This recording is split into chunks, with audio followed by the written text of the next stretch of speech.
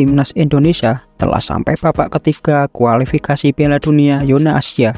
Piala Dunia 2026 sendiri akan diadakan di 3 negara, yaitu Amerika Serikat, Kanada, dan Meksiko. Like dan subscribe jika kalian penggemar sepak bola. Piala Dunia kali ini berbeda dengan sebelumnya, di mana jika sebelumnya terdapat 32 negara peserta, maka pada tahun 2026 ini jumlah peserta akan bertambah menjadi 48 negara. Pada Piala Dunia edisi sebelumnya, Asia mendapat jatah 4 lolos langsung dan 1 lolos lewat playoff antar konfederasi. Di tahun 2026, Asia mendapat jumlah 8 lolos langsung dan 1 dari playoff konfederasi. Terdapat 46 negara di Asia yang harus mengikuti kualifikasi dan sebanyak 26 negara lolos langsung ke ronde 2, sedangkan 20 sisanya harus mengikuti ronde pertama. Indonesia harus mengikuti kualifikasi Piala Dunia dari ronde pertama, karena pada saat itu timnas Indonesia berada di peringkat 150 FIFA.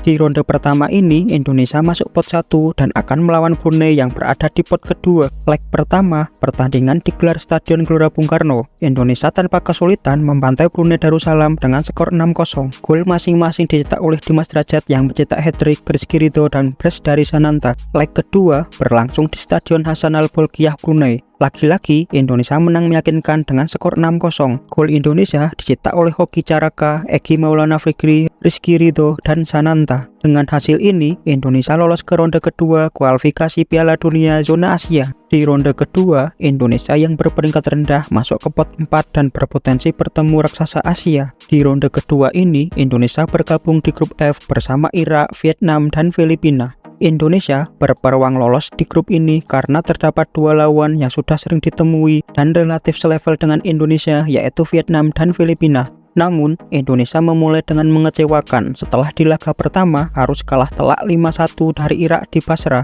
Kemudian harus bersusah payah menyamakan kedudukan saat bertandang ke Filipina, di mana skor akhir 1-1. Gol Indonesia dicetak oleh Fadil Ramdhani. Indonesia bangkit setelah Piala Asia. Momentum ini tidak disia-siakan oleh timnas Indonesia.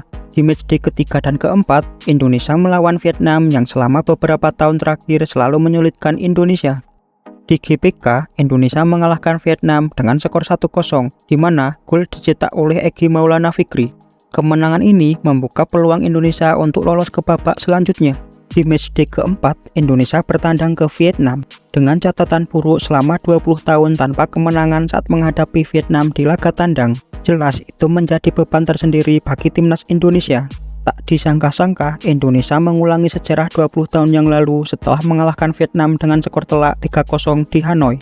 Ityes, Uratmangun, dan Ramadhan Sananta menjadi aktor dalam kemenangan ini. Di matchday kelima, Indonesia menghadapi Irak di GBK. Indonesia bermain dengan 10 pemain setelah Jordi Amat di kartu merah. Pada waktu itu, Indonesia harus mengakui keunggulan Irak 0-2. Pertandingan penentuan terjadi ketika Indonesia melawan Filipina. Sempat kesulitan membongkar pertahanan Filipina. Di menit ke-31, Tom Hai memecah kebuntuan mencetak gol dari luar kotak penalti. Di babak kedua, Rizky Ridho berhasil menggandakan keunggulan timnas Indonesia. Hasil ini cukup untuk membawa Indonesia maju ke ronde ketiga sebagai runner-up dengan 10 poin menemani Irak dan lolos langsung ke Piala Asia 2027. Perjuangan timnas Indonesia dari ronde pertama hingga menuju ronde ketiga tentu membanggakan. Namun, Indonesia dihadapkan dengan ujian sesungguhnya. Tergabung di grup C bersama negara-negara langganan Piala Dunia tentu bukan hal yang sangat mudah bagi Indonesia.